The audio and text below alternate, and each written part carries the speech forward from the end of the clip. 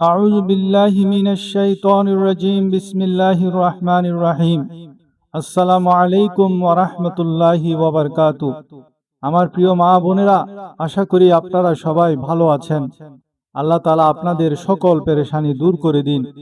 আমার প্রিয় মা বোনেরা, আজ আমি আপনাদের জন্য ইয়া ওয়াদুদু এবং চিনি দিয়ে করার মতো একটি পরীক্ষিত এমন একটি পাওয়ারফুল আমল নিয়ে এসেছি, যা আপনারা যদি একবার করে নেন তবে ইনশাআল্লাহ আল্লাহ তাআলার ফজল ও করমে ওই আমার মা বোন যিনি নিজের স্বামীর আচরণে খুব বেশি পেরেশান বা অশান্তিতে আছেন, স্বামী আপনার একটি কথাও শোনে না, স্বামী আপনার উপর জুলুম করে, আপনার কোনো হক আদায় করে না, আপনার কোনো কথাই শোনে না, ভুল জারি হোক না কেন তাকে কিছু বলে না, শুধু আপনাকে বকে, আপনাকে মারে, এমনকি সব সময় আপনার উপর অসন্তুষ্ট থাকে, আপনার সাথে ঠিক মতো কথা বলে না, আপনার কদর করে না, তালাকের ধমকি দেয়। আপনি খুব বেশি পেরেশান হয়ে পড়েছেন নিজের স্বামীর আচরণে। তো একবার এই আমলটি করে দেখুন, ইনশাআল্লাহ আল্লাহ তাআলার ফজল ও করমে আপনার এত উপকার হবে, আপনি দেখবেন যে আপনার স্বামী আপনার হুকুমের গোলাম হয়ে যাবে, আপনার অনুগামী হয়ে যাবে, আপনার প্রতিটি কথা মানবে, আপনার প্রতিটি কথা শুনবে, আপনার অনেক সাহায্য করবে। ইনশাআল্লাহ একবার এই আমলটি করে দেখুন। আমলটি খুবই পরীক্ষিত, খুবই পাওয়ারফুল আমল। ইনশাআল্লাহ এই আমল থেকে আপনার অনেক ফায়দা হবে। একবার এই আমলটি করে দেখুন, আল্লাহ তাআলার ফজল ও করমে আপনি আমাকে জিন্দেগিভর দোয়া দেবেন। তবে একটি শর্ত আছে, যেভাবে আপনাকে আমলটি বলা হবে ঠিক সেভাবেই করবেন, তাহলে আপনি 100% ফায়দা পাবেন।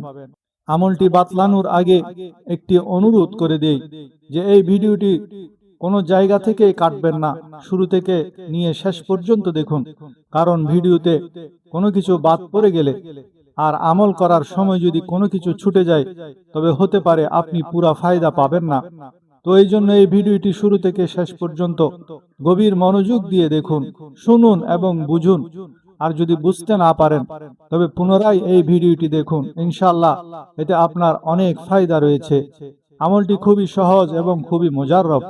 আমলটি আপনার করতে হবে এই যে জুমার রাতে, বৃহস্পতিবার দিবাগত রাত।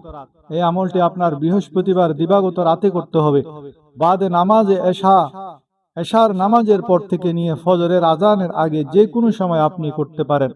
অর্থাৎ রাতের বেলা আপনি যে কোনো টাইমে এই আমলটি করতে পারেন, এশার নামাজের পর এবং ফজরের আজানের আগে।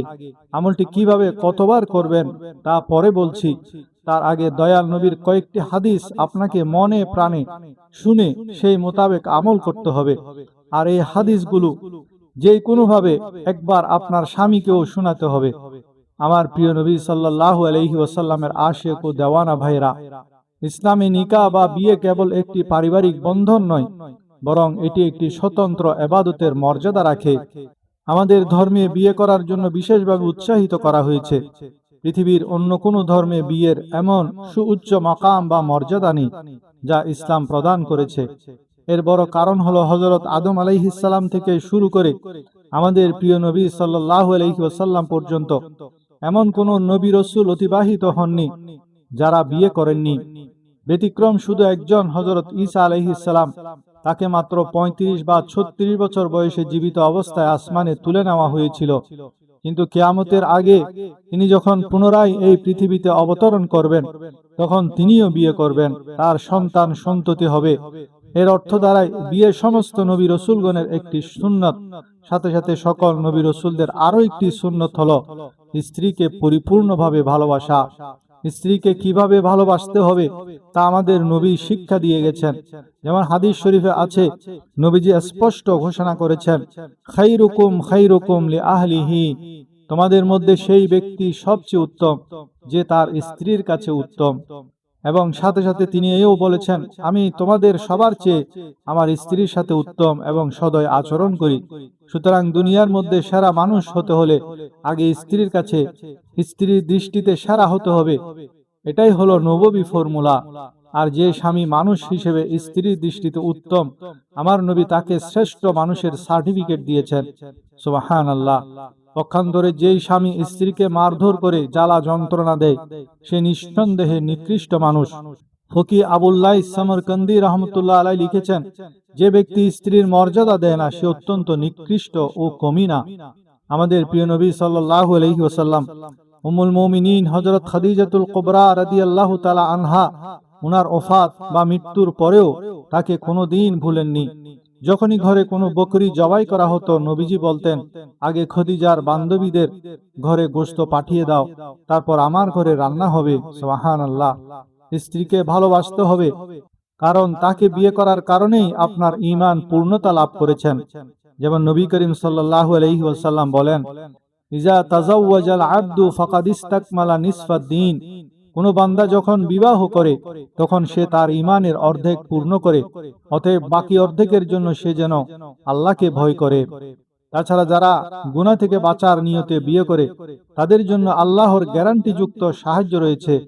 যেমন হাদিস শরীফে আছে, রাসূলুল্লাহ সাল্লাল্লাহু আলাইহি ওয়াসাল্লাম বলেছেন, তিন ব্যক্তিকে সাহায্য করা আল্লাহর কর্তব্য: আল্লাহর রাস্তায় জিহাদকারী, ঋণ পরিশোধে ইচ্ছুক, চুক্তিভিত্তিক দাস এবং পবিত্রতা রক্ষার উদ্দেশ্যে বিবাহকারী। তাছাড়া বিবাহের মাধ্যমে যুবকরা গুনাহ থেকে বেঁচে যায়, জিনা থেকে হেফাজতে থাকতে পারে। নবীজি বলেছেন, ইয়া মাআশারাশ শাবাব মান ইসতাতাআ মিনকুমুল বাআতা ফালিয়াতাজাওয়াজ। হে যুব সমাজ, তোমাদের মধ্যে যার সামর্থ্য আছে সে যেন বিবাহ করে, কারণ বিবাহ দৃষ্টিকে অবনত রাখে এবং লজ্জাস্থানের হেফাজত করে। তাছাড়া স্ত্রী যদি নেককার হয়ে থাকে তাহলে সেই স্বামী দুনিয়ার মধ্যে সবচেয়ে বড় সম্পদের মালিক। যেমন নবী করিম সাল্লাল্লাহু আলাইহি ওয়াসাল্লাম বলেন, খায়রু মাতাঈদ দুনিয়া আল মারআতুস সালিহা।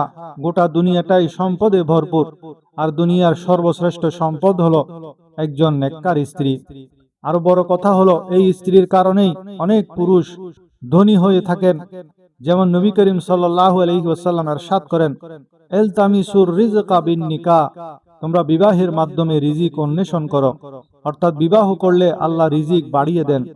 ইসলামের বিখ্যাত ফকি ইমাম আবু হানিফা রাহমাতুল্লাহ আলাইহির দরবারে একবার এক যুবক এসে আক্ষেপ করে বলল, হুজুর, আমি খুবই দরিদ্র, দিনে আনি দিনে খাই, কোনো বরকত পাই না, আমার অভাব দূর করার কোনো আমল বা পথ বলে দিন। ইমাম আবু হানিফা রাহমাতুল্লাহ আলাইহি তাকে দেখে মুস্কি হেসে বললেন, তুমি বিয়ে করে নাও। যুবকটি বড় আশা নিয়ে এসেছিল, কোনো ওজিফা বা দোয়ার কথা শুনবে, কিন্তু বিয়ের কথা শুনে সে কিছুটা দমে গেল। তবে পণ্ডিত ইমামের কথা ফেলে দিতে না পেরে সে বিয়ে করল। কিছুদিন পর যুবকটি আবার এসে বলল, হুজুর, বিয়ে তো করলাম কিন্তু অভাব তো পুরোপুরি গেল না। ইমাম আবু হানিফা রাহমাতুল্লাহ আলাইহি দৃঢ়তার সাথে বললেন, তাহলে তুমি আরেকটি বিয়ে করো। যুবকটি আল্লাহর উপর ভরসা করে দ্বিতীয় বিয়ে করল। অলৌকিকভাবে দ্বিতীয় স্ত্রীর পরিবার বা তার মাধ্যমে এমন কিছু ওসিলা তৈরি হলো যে যুবকটির ব্যবসার পথ খুলে গেল এবং তার অলসতা দূর হয়ে সে কাজে অত্যন্ত বরকত পেতে শুরু করলো। অল্প কিছুদিনের মধ্যেই সে তার এলাকার একজন নামকরা ধনী মানুষে রূপান্তরিত হলো। সে বুঝতে পারল ইসলামের ইমামের এই পরামর্শ ছিল কোরআনের সেই শাশ্বত বাণীর প্রতিফলন। যেমন আল্লাহ তাআলা পবিত্র কোরআনের মধ্যে ইরশাদ করেন, ওয়ানকিহুল আয়ামা মিনকুম ওয়াস-সালিহিনা মিন ইবাদিকুম ওয়া ইমাইকুম ইয়াকুনু ফুকারা ইউগনিয়াহুমুল্লাহু মিন ফাদলিহি ওয়াল্লাহু ওয়াসিউন আলিম। অর্থাৎ, আর তোমরা তোমাদের মধ্য থেকে অবিবাহিত নর নারীদের এবং তোমাদের সৎকর্মশীল দাস দাসীদের বিবাহ সম্পাদন করো। তারা যদি অভাবী বা দরিদ্র হয় তবে আল্লাহ নিজ অনুগ্রহে তাদেরকে ধনী বানিয়ে দেবেন। আল্লাহ তো প্রাচুর্যময়, সর্বজ্ঞ। এটি সূরা আন-নূরের 32 নম্বর আয়াত। হযরত জুলাইবিব রাদিয়াল্লাহু তাআলা আনহু ছিলেন মদিনার একজন অত্যন্ত দরিদ্র এবং বাহ্যিকভাবে দেখতে সাধারণ অনেকের মতো কৃষ্ণাঙ্গ ও খাটো সাহাবী। তার কোনো বংশীয় প্রভাব বা সম্পদ ছিল না। একদিন নবীজি তাকে বললেন, হে জুলাইবিব, তুমি বিয়ে করবে না? জুলাইবিব রাদিয়াল্লাহু তাআলা আনহু আক্ষেপ করে বললেন, ইয়া রাসূলুল্লাহ, আমার মতো দরিদ্র ও রূপহীন মানুষকে কে মেয়ে দিবে? বাজারে তো আমার কোনো দামই নেই।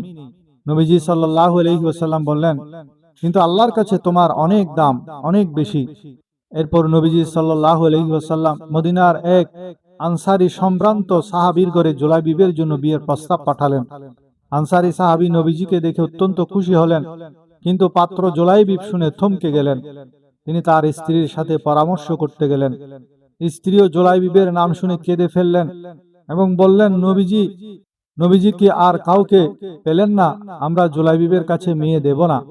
যখন মা বাবা দ্বিধাদ্বন্দ্বে ভুগছিলেন, তখন তাদের পর্দার আড়াল থেকে তাদের গুণবতী ও দিনদার কন্যা বলে উঠলেন, তোমরা কি আল্লাহর রসুলের প্রস্তাব ফিরিয়ে দিতে চাও?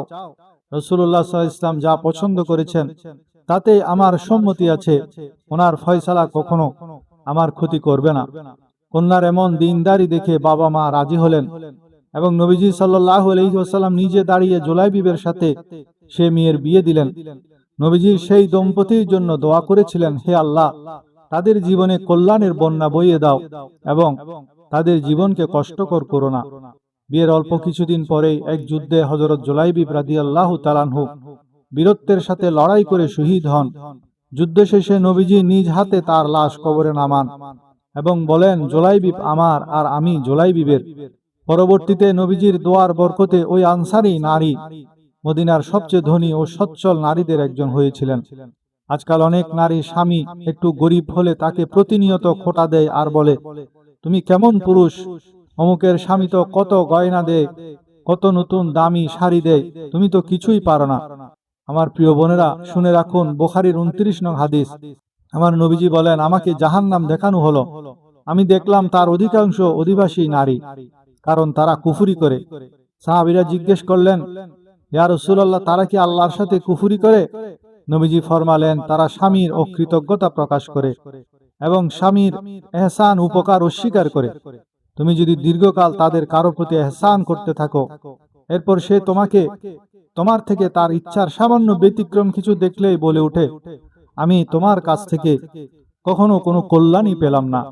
স্বামীর সামর্থ্য না থাকা সত্ত্বেও যদি আপনি তাকে মানসিক কষ্ট দেন, তার উপর অহেতুক দামি জিনিসের দাবি চাপিয়ে দেন, তবে এমন নারীর জন্য জান্নাতের সুঘ্রাণ পর্যন্ত হারাম হয়ে যায়। পক্ষান্তরে স্বামী গরিব হওয়া সত্ত্বেও যে স্ত্রী কোনো অভিযোগ না করে ধৈর্যের সাথে সংসার গুছিয়ে নেয়, স্বামীকে খুশি রাখে, আল্লাহ রাসূল সাল্লাল্লাহু আলাইহি ওয়াসাল্লাম তাকে জান্নাতে নিজের প্রতিবেশী হওয়ার সুসংবাদ দিয়েছেন। একটু কান পেতে শুনুন। যখন দরিদ্র আপনাকে পিষতে শুরু করবে, তখন সৈয়দা ফাতেমা রাদিয়াল্লাহু তাআলা আনহার সেই পবিত্র ঘরের কথা স্মরণ করবেন, যার ঘরে টানা 3 মাস পর্যন্ত আগুন জ্বলত না, রান্নার ধোঁয়া উঠত না, অথচ তিনি নিজের বাবা বিশ্বনবী সাল্লাল্লাহু আলাইহি ওয়াসাল্লামের কাছে গিয়েও কখনো নিজের ঘরের অভাবের অভিযোগ করতেন না। আজকের দিনে সামান্য একটু কষ্ট হলেই মেয়েরা বাবার বাড়ি ফোন লাগায়, আর কিছু মূর্খ বাবারাও বলে ওঠে, চলে আয় মা, ওই গরিবের ঘর ছেড়ে চলে আয়, আমি তোকে সারা জীবন খাওয়াবো। আর আমার নবীর কাছে ফাতেমা একটি গোলাম চাইলে নবীজি গোলাম না দিয়ে ফাতেমা রাদিয়াল্লাহু তাআলা আনহাকে তাসবিহ শিক্ষা দিয়েছেন, যা আজও তাসবিহে ফাতিমি নামে পরিচিত। মনে রাখবেন, বাবা আপনাকে সোনার খাটে শুইয়ে রাখলেও সেই শান্তি আপনি পাবেন না যা আপনার নিজের স্বামীর কুঁড়ে ঘরে পাবেন। মাছ যেমন পানি ছাড়া বাঁচতে পারে না, তেমনি একজন আদর্শ নারী তার স্বামী ছাড়া আসল শান্তি পায় না। মহান আল্লাহ কোরআনের মধ্যে স্পষ্ট বলেছেন, সূরা রোমের 21 নম্বর আয়াতে, আউযু বিল্লাহি মিনাশ শাইতানির রাজীম, ওয়া মিন আয়াতিহি আন খালাকা লাকুম মিন আনফুসিকুম আজওয়াজান লিতাসকুনু ইলাইহা ওয়া জাআলা বাইনাকুম মাওয়াদ্দাতাও ওয়া রাহমাতান ইন্না ফী যালিকা লাআয়াতিন লিকাওমিন ইয়াতাফাক্কারুন। অর্থাৎ তার নিদর্শনাবলীর মধ্যে রয়েছে যে তিনি তোমাদের মধ্য থেকে তোমাদের জন্য স্ত্রীদের সৃষ্টি করেছেন, যাতে তোমরা তাদের কাছে শান্তি পাও, এবং তিনি তোমাদের মধ্যে পারস্পরিক ভালোবাসা ও দয়া সৃষ্টি করেছেন। নিশ্চয়ই এতে চিন্তাশীল সম্প্রদায়ের জন্য বহু নিদর্শন রয়েছে। আজ অত্যন্ত দুঃখের সাথে বলতে হয়, দ্বীনি শিক্ষার অভাবে আমাদের সমাজে তালাকের হার আশঙ্কাজনকভাবে বেড়ে গেছে। অনেকে রাগ করে তরকারিতে একটু লবণ বেশি হলে, সামান্য কোনো ভুল ত্রুটি হলেই স্ত্রীকে মারধর শুরু করে এবং মুখে তালাক উচ্চারণ করে বসে। কথায় কথায় স্ত্রীকে তালাক দেওয়া কোনো পুরুষের কাজ নয়, এটা হলো পুরোপুরি কাপুরুষতার লক্ষণ। যে আসল পুরুষ, সে স্ত্রীর রাগকে হজম করতে জানে, তার ভুল ত্রুটির উপর ধৈর্য ধারণ করে। তাছাড়া ইদারিং বেশিরভাগ নারী সামান্য কারণে স্বামীর কাছে তালাক চায়। কোনো গুরুতর কারণ ছাড়াই স্বামীর কাছে তালাক দাবি করা নারীদের ব্যাপারে রাসূলুল্লাহ সাল্লাল্লাহু আলাইহি ওয়াসাল্লাম কঠোর হুঁশিয়ারি দিয়েছেন। হাদিসে এসেছে, আইয়ুমা ইমরাতিন সাআলাত যাওজাহা তালাকান ফি গায়রি মা বাসিন ফাহারামুন আলাইহা রাইহাতুল জান্নাহ। অর্থাৎ যে কোনো নারী কোনো সুনির্দিষ্ট যৌক্তিক কারণ ছাড়াই তার স্বামীর কাছে তালাক প্রার্থনা করবে, তার জন্য জান্নাতের সুঘ্রাণ পর্যন্ত হারাম হয়ে যাবে। স্বামীদের জন্য একটি সুখবর হলো, যদি স্ত্রী ঝগড়াটে হয়, তাতে যদি স্বামী মুখ বুজে বা সহ্য করতে পারে, এই ধৈর্য ধারণের মধ্যেই আছে প্রকৃত সম্মান ও রাজত্বী। যেমন একটি ঘটনা শুনে অবাক হবেন। বিখ্যাত সুফি সাধক হযরত শেখ আবুল হাসান কারখানী রহমতুল্লাহ আলাইহি ছিলেন এমন এক উচ্চ মাপের ওলি, যার দেওয়া জুব্বার ওসিলা নিয়ে সুলতান মাহমুদ গজনবী রহমতুল্লাহ আলাইহি যুদ্ধে এক বিশাল বিজয় লাভ করেছিলেন। একবার এক বড় পণ্ডিত বা দার্শনিক তার কাছে মুরিদ হন। কিছুদিন পর পীর সাহেবের সাথে দেখা করতে সেই দার্শনিক তার বাড়িতে যান। দরজায় টোকা দিলে ভেতর থেকে পীর সাহেবের স্ত্রী অত্যন্ত কর্কশ গলায় চিৎকার করে বললেন, কোন হুজুরের কথা বলছো? ওই ভণ্ড, সে তো বাড়িতে নেই। স্ত্রীর মুখে নিজের পীরের এমন গালি শুনে মুরিদের মনে চরম বিভ্রান্তি তৈরি হলো। তিনি যখন বাড়ির বাইরে দাঁড়িয়েছিলেন, তখন কয়েকজন মুরিদ এসে তাকে জানালেন যে হুজুর জঙ্গল থেকে কাঠ আনতে গেছেন। দার্শনিকটি তখন বনের রাস্তায় হুজুরের খুঁজে গেলেন। সেখানে গিয়ে তিনি যা দেখলেন তাতে তার চোখ কপালে উঠে গেল। তিনি দেখলেন স্বয়ং পীর সাহেব একটি জীবন্ত বাঘের পিঠে চড়ে আসছেন, আর বাঘের পিঠে কাঠের বোঝা, এবং তার হাতে চাবুকের বদলে রয়েছে একটি জীবন্ত বিষাক্ত সাপ। এই অলৌকিক দৃশ্য দেখে দার্শনিকটি হুজুরের পায়ে আছড়ে পড়ে কাঁদতে কাঁদতে বললেন, হুজুর, আপনার স্ত্রী ঘরে বসে আপনাকে ভণ্ড বলে গালি দিচ্ছে, আর বনের হিংস্র পশুরা আপনার গোলামি করছে। আপনি এমন বদমেজাজি ঝগড়াটে স্ত্রীকে এখনই তালাক দিয়ে দিন। তখন হযরত আবুল হাসান কারখানী রহমতুল্লাহ আলাইহি মুস্কি হেসে বললেন, খবরদার, তার বিরুদ্ধে কোনো কথা বলো না। আজ তুমি যে আমার বাঘের পিঠে সাওয়ার হওয়া দেখছো আর সাপকে চাবুক বানানো দেখছো, তা কিন্তু আমার নফল নামাজ বা রোজার কারণে হয়নি, বরং আমার স্ত্রীর দেওয়া মানসিক কষ্ট ও বদমেজাজের উপর বছরের পর বছর ধরে আমি যে মুখ বুজে ধৈর্য ধরেছি, আল্লাহ আমার সেই সবরের পুরস্কার হিসেবে বনের হিংস্র বাঘকে আমার গোলাম বানিয়ে দিয়েছেন। দাম্পত্য জীবনে স্ত্রীর রাগ বা বদমেজাজের বিপরীতে স্বামীর ধৈর্য ধরা উচিত। অন্যের কথা শোনার ও সহ্য করার ধৈর্য যার আছে, সেই আসল পুরুষ। সবর বা ধৈর্যের পুরস্কার আল্লাহ দুনিয়া ও আখিরাত উভয় জগতেই দান করেন। এতক্ষণ আমি যেসব হাদিস শোনালাম, সে অনুযায়ী যদি স্বামী স্ত্রী আমল করে, তাহলে ঘর হয়ে যাবে সুখের নীড়। তবুও স্বামী যদি জালেম হয়, তার জন্য একটি মোজাররব আমল শিখিয়ে দিচ্ছি। এই আমলটি আপনার বৃহস্পতিবারের দিবাগত রাতে করতে হবে। এশার নামাজের পর থেকে নিয়ে ফজরের আজানের আগে যে কোনো সময় আপনি করতে পারেন। রাতের বেলা আপনি যে কোনো টাইমে এই আমলটি করতে পারেন। এশার নামাজের পর এবং ফজরের আজানের আগে। এশার নামাজের পর দোজানু হয়ে বসে যান, যেভাবে আপনারা নামাজ আত্তাহিয়াতুতে বসেন ওইভাবে বসে যান, আর 3 বার দরুদ শরীফ পাঠ করেন। আল্লাহুম্মা সাল্লি আলা মুহাম্মাদিন ওয়া আলা আলি মুহাম্মাদ কামা সাল্লাইতা আলা ইব্রাহিম ওয়া আলা আলি ইব্রাহিম ইন্নাকা হামিদুম মাজিদ। আল্লাহুম্মা বারিক আলা মুহাম্মাদিন ওয়া আলা আলি মুহাম্মাদ কামা বারাকতা আলা ইব্রাহিম ওয়া আলা আলি ইব্রাহিম ইন্নাকা হামিদুম মাজিদ। এই দরুদ ইব্রাহিমে আপনার 3 বার পড়তে হবে। যখন 3 বার আপনারা দরুদ ইব্রাহিমি পড়ে নেবেন, তারপর আপনার 18 বার ইয়া ওয়াদুদু এই ওজিফা করতে হবে। অর্থাৎ ইয়া ওয়াদুদু 18 বার পড়তে হবে। 18 বার ইয়া ওয়াদুদু পড়ার পর আপনার স্বামীর নাম 7 বার নিতে হবে। উদাহরণ হিসেবে আপনার স্বামীর নাম যদি নাসির হয়, তবে 7 বার নাসির নাসির নাসির। যখন আপনি আপনার স্বামীর নাম নেবেন, তখন চোখ বন্ধ করে নেবেন এবং তার চেহারা ধ্যান ও স্মরণ করবেন, আর 7 বার নিজের স্বামীর নাম জপবেন। অর্থাৎ নাসির নাসির নাসির এভাবে 7 বার নিজের স্বামীর নাম নেওয়ার পর আপনার করতে হবে এই যে একটি স্পুন, অর্থাৎ 1 চা চামচ পরিমাণ আপনার চিনি নিতে হবে। ওই চিনির উপর ফু দিতে হবে। দম করার পর ফু দেওয়ার পর আপনার করতে হবে কি, এই যে 3 দিনে এই আপনার নিজেকে খেতে হবে এই চিনিগুলি অল্প অল্প করে। অর্থাৎ 3 দিনের ভেতরে ভেতরে এটি আপনার শেষ করতে হবে। 3 দিন আগেও না, 3 দিনের পরেও না, আপনার অল্প অল্প করে প্রতিদিন খেতে হবে এবং 3 দিনে এটি খতম করতে হবে। আপনারা চাইলে এটি চায়ে মিশিয়ে খেতে পারেন, শরবতে মিশিয়ে, কিংবা যে কোনো জিনিসে মিশিয়ে খেতে পারেন বা এভাবে খেয়ে নিন, কিন্তু 3 দিনে আপনার নিজেকেই খেতে হবে, স্বামীকে খাওয়ানো যাবে না। ইনশাআল্লাহ এরপরে আপনি দেখবেন যে স্বামী আপনার সাথে অসীম মহব্বত করবে, আপনার প্রতিটি কথা মানবে, আপনার প্রতিটি কথা শুনবে। হো আপনি যেমনটি চান স্বামী তেমনই হয়ে যাবে। পরিশেষে বলা যায়, ইসলামী নিকাহ বা বিয়ে কেবল একটি সামাজিক চুক্তি নয়, বরং এটি ঈমানের অর্ধেক পূরণকারী এক পবিত্র ইবাদত ও মহান নববীর সুন্নত। একটি সুখী ও বরকতময় দাম্পত্য জীবন গঠনে স্বামী স্ত্রী উভয়ের পারস্পরিক কদর, ভালোবাসা ও ত্যাগের কোনো বিকল্প নেই। প্রিয় নবী সাল্লাল্লাহু আলাইহি ওয়াসাল্লামের সুমহান আদর্শ আমাদের শেখায়, স্ত্রীদের প্রতি সদয় আচরণ ও ধৈর্য ধারণ করাই একজন শ্রেষ্ঠ পুরুষের পরিচয়। পক্ষান্তরে নারীদের জন্য স্বামীর সামর্থ্যের প্রতি সন্তুষ্ট থেকে ও কৃতজ্ঞতা পরিহার করাই জান্নাত লাভের চাবিকাঠি। অভাব অনটনে সৈয়দা ফাতেমা রাদিয়াল্লাহু তাআলা আনহার ধৈর্য এবং জীবন সঙ্গীর কটু কথায় আউলিয়া কেরামের সবর বা সহনশীলতায় ঘরকে শান্তিময় নীড়ে পরিণত করার মূল চাবিকাঠি। তবে যে সকল মা বোন স্বামীর চরম অবহেলা ও দুর্ব্যবহারে জর্জরিত হয়ে মানসিকভাবে বিপর্যস্ত, তাদের জন্য ইসলামের এই তাত্ত্বিক শিক্ষার পাশাপাশি পবিত্র ইয়া ওয়াদুদু নামের আমলটি একটি পরীক্ষিত ও বরকতময় আধ্যাত্মিক দাওয়ায়।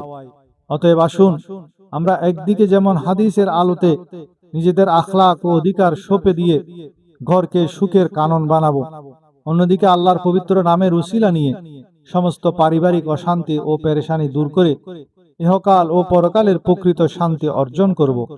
মহান আল্লাহ আমাদের প্রতিটি পরিবারকে রহমত ও ভালোবাসায় সিক্ত করুন, আমিন। এই ভিডিওটিকে লাইক করে দিন এবং কমেন্টে মাশাআল্লাহ, জাযাকাল্লাহ লিখে কমেন্ট করুন। আর ওই আমার মা বোনেরা যারা এখন পর্যন্ত এই চ্যানেলটিকে সাবস্ক্রাইব করেননি, আপনাদের কাছে গুজারিশ যে এই চ্যানেলটিকে সাবস্ক্রাইব করে সাথে বেল আইকনটিকে দাবিয়ে দিন, যাতে আমাদের আগামী দিনের ভিডিওগুলো সবচেয়ে আগে আপনি পেয়ে যান। আল্লাহ তাআলা সবার পেরেশানি দূর ফরমান। আসসালামু আলাইকুম ওয়া রাহমাতুল্লাহি ওয়া বারাকাতুহু।